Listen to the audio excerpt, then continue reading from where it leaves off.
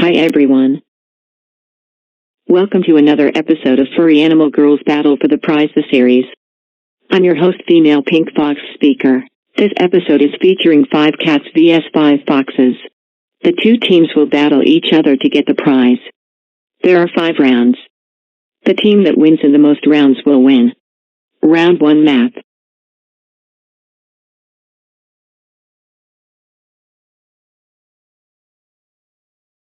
The kitty cats team won.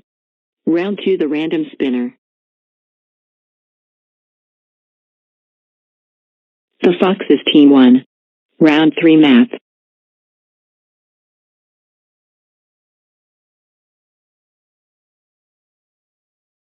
The kitty cats team won. Round 4 the random spinner. The kitty cats team won. Round 5 math.